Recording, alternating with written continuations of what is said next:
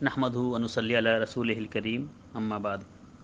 اللہ رب العالمین حکم دیتا ہے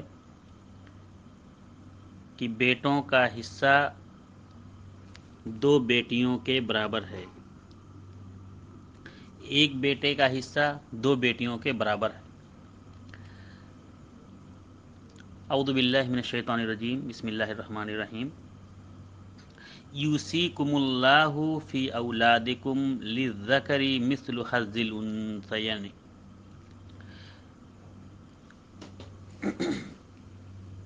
سورہ نساء کی یہ آیت نمبر 11 اور آیت نمبر 12 یہ آیات میراث کہلاتی ہیں، اور ضمنی طور پر میں ایک بات اور عرض کر دینا مناسب سمجھتا ہوں کہ اسلام کے جتنے بھی احکامات ہیں وہ مفصل طریقے سے قرآن میں موجود نہیں ہیں، بلکہ ان کی تفسیر حدیث میں موجود ہے۔ لیکن میراث ایک ایسا سبجیکٹ ہے، ایک ایسا موضوع ہے کہ جس کی تفصیل قرآن میں اللہ رب العالمین نے بیان کی ہے، جس سے ہمارے بہت سے مسلمان بلکہ اکثر مسلمان غافل ہیں۔ وہ اپنے بیٹیوں کے حق نہیں دیتے، اپنے بیٹیوں کو وراثت نہیں دیتے، اپنے بہنوں کا میراث کھا جاتے ہیں، اپنی بیٹیوں کا میراث کھا جاتے ہیں۔ اس کو اللہ رب العالمین کبھی معاف نہیں کرے گا۔ یہ سورہ نساء کی آیت نمبر 11 ہے۔ میں اس آیت کا مختصراً ترجمہ کر دیتا ہوں، اور اگر تفصیل چاہیے تو آپ سورہ نساء کی آیت نمبر 11 اور 12 پڑھ لیجئے، کسی بھی تفسیر کوئی بھی تفسیر لے کے، تو انشاءاللہ آپ کے معلومات میں اضافہ ہوگا۔ اللہ رب العالمین ارشاد فرماتے ہیں، یوصیکم اللہ فی اولادکم، اللہ رب العالمین تمہاری اولاد کے بارے میں تمہیں حکم دیتا ہے، وصیت کرتا ہے اللہ تعالیٰ، یعنی تمہیں حکم دیتا ہے۔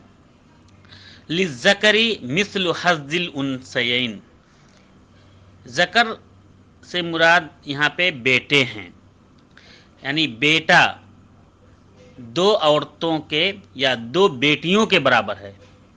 یہاں انثیین سے مراد دو بیٹیاں ہیں، یعنی بیٹا مثل ہے دو بیٹیوں کے، دو بیٹیوں کی حصے کے برابر بیٹے کا حصہ ہے۔ فَإِن كُنَّ نِسَاءً فَوْقَ اثْنَتَيْنِ فَلَهُنَّ ثُلُثَ مَا تَرَكَ، اگر بیٹیاں دو سے زیادہ ہوں، دو سے اگر زیادہ ہوں، ثلثا تو 2/3 دو تہائی ان بیٹیوں کو ملے گا، ما ترکا جو کچھ ترکہ جو کچھ اس نے چھوڑا ہے، یعنی مرنے والا باپ جو ہے، جو باپ انتقال کیا ہے، اس باپ کے مال میں سے 2/3 ان بیٹیوں کو ملے گا۔ وَإِن كَانَتْ وَاحِدَةً فَلَهَا النِّصْفُ، اگر صرف اور صرف ایک بیٹی ہی ہو اس کے مرنے والے کے پاس، اگر صرف ایک بیٹی ہی ہو تو فَلَهَا النِّصْفُ، تو اس بیٹی کو آدھا ملے گا، جتنا مال وہ چھوڑ کے گیا ہے اس مال کا آدھا اس بیٹی کو ملے گا۔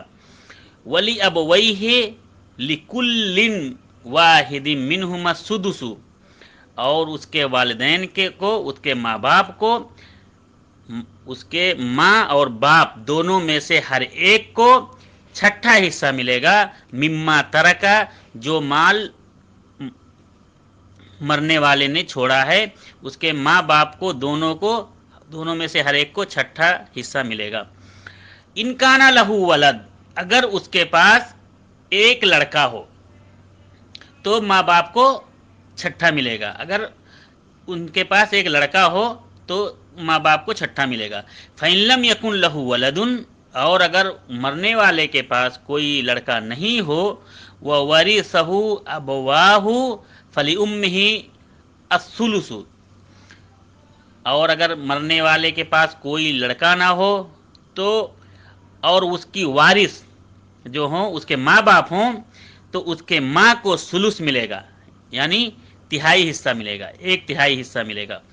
फ़इन काना लहू इख़वतुन, और अगर मरने वाले का कोई भाई हो, फले उम्मिही अस्सुदुसु, तो उसके माँ को 1/6 हिस्सा मिलेगा।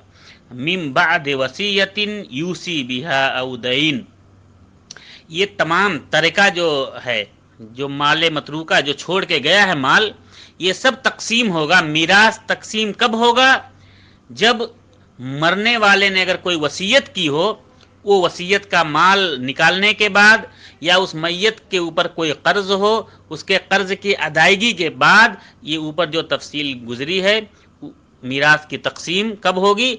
कोई अगर वसीयत मैयत ने कर रखा हो तो उस वसीयत के मुताबिक उसका माल निकाल दिया जाएगा। मिसाल के तौर पर मरने वाले ने वसीयत की है कि मैं 10 लाख छोड़ के जा रहा हूँ, 1 लाख रुपया मेरा किसी मस्जिद में लगा देना, या किसी और सदक़े जारिया में लगा देना, या फलां गरीब को दे देना। तो ये उसके वसीयत के मुताबिक उस माल को निकाला जाएगा, फिर वरासत को तकसीम किया जाएगा। इसी तरह से अगर उसके ऊपर कोई कर्ज है तो कर्ज को निकाला जाएगा, फिर वरासत को तकसीम किया जाएगा। आबाउकुम व अबनाउकुम ला तदरूना अय्युहुम अक़रबु लकुम नफ़ा, अल्लाह रब्बुल आलमीन यहाँ पे फरमा रहे हैं कि आबाउकुम, तुम्हारे बाप, व अबनाउकुम, तुम्हारे बेटे, ला तदरूना अय्युहुम अक़रबु लकुम नफ़ा, तुम नहीं जानते कि इनमें से सबसे ज़्यादा तुम्हारे करीब कौन है नफ़ा के एतबार से। यानी ना तुम ये जानते हो कि तुम्हारे माँ बाप तुमको ज़्यादा नफ़ा दे सकते हैं क़यामत के दिन, ना तुम ये जानते हो कि तुम्हारे बेटे तुमको ज़्यादा नफ़ा दे सकते हैं क़यामत के दिन। इसके लिए मीरास की तकसीम में गड़बड़ी मत करना। फरीज़तम मिनल्लाह, ये अल्लाह की तरफ से फ़र्ज़ किया हुआ है, ये अल्लाह रब्बुल आलमीन की तरफ से फ़र्ज़ किया हुआ है। ये सुन्नत नहीं है, ये नफल नहीं है, ये मुस्तहब नहीं है, बल्कि फरीज़तम मिनल्लाह, ये मीरास अल्लाह रब्बुल आलमीन की तरफ से मफरूज़ा है, फ़र्ज़ किया हुआ है। इन्नल्लाह काना अलीमन हकीमा, बेशक अल्लाह रब्बुल आलमीन जानने वाला और हिकमत वाला है। वस्सलामु अलैकुम व रहमतुल्लाहि व बरकातुहू।